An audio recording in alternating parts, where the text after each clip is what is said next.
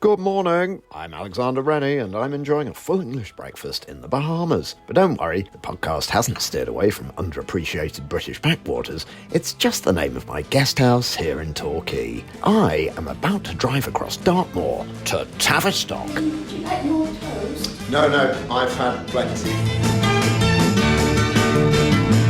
Tavistock, Devon, population 12,504, rank number 795. After 3 seasons sat forlornly in the garage, my trusty motor car has been dusted off to service in season 11, which opened a very pleasant 30-mile drive. Tavistock hoves into view, nestling in the valley below, as I dodge around the last wild horses. The town looks like a welcoming sight.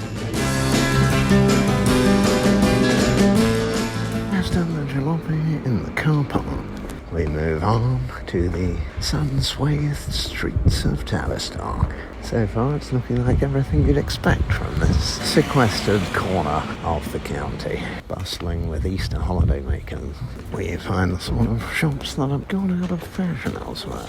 A very large fishmonger and a boutique outlet dedicated to the sale of flapjacks. It's Friday, so there's a bustling artisan market on the fringes of Cornwall. We are not surprised to see brisk trade at the pasty house.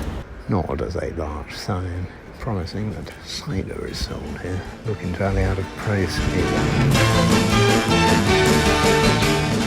We take the opportunity to visit a branch of W.H. Smith before it turns into T.J. Hooker's.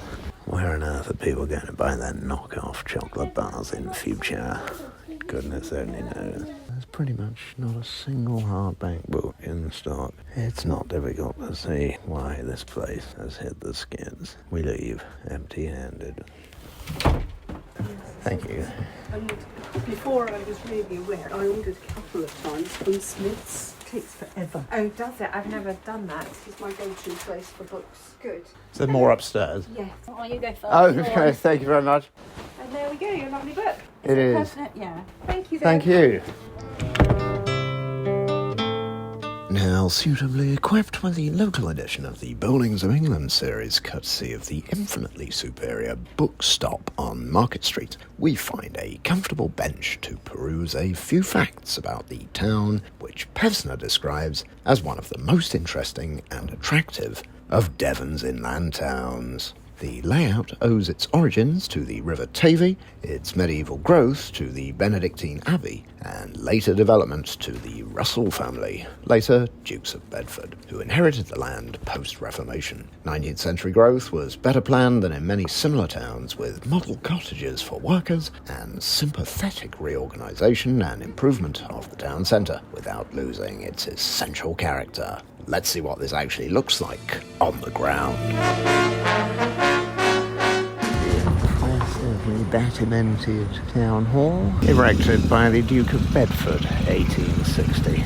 At the top of town, we find the impressive 1890 viaduct. For a railway that is sadly now defunct. The closure of the viaduct in the 1960s may have been a source of considerable disappointment for local commuters. However, for one day only in 2025, the closure is a considerable boon to me as it permits me to traverse between the two headlands here, commanding a spectacular view of the town below. A town which, it should be pointed out, is a UNESCO World Heritage Site in its entirety. We are in the mostly 16th century church of St Eustachius. It's a hive of activity. It'll be looking spotless for Palm Sunday. No, probably not. It's on a big scale, isn't it? It is. It speaks of thriving... Victorians. There are some earlier survivals. Yeah. It was pretty big by the 17th century. Have a good Easter. So as we bid farewell to St Francis Drake's hometown, it's time for us to move on to the next forgotten town. Goodbye. I've been to the east and I've been out west and I've been all the world around, but I ain't seen none come anywhere near Tavistock, Devon.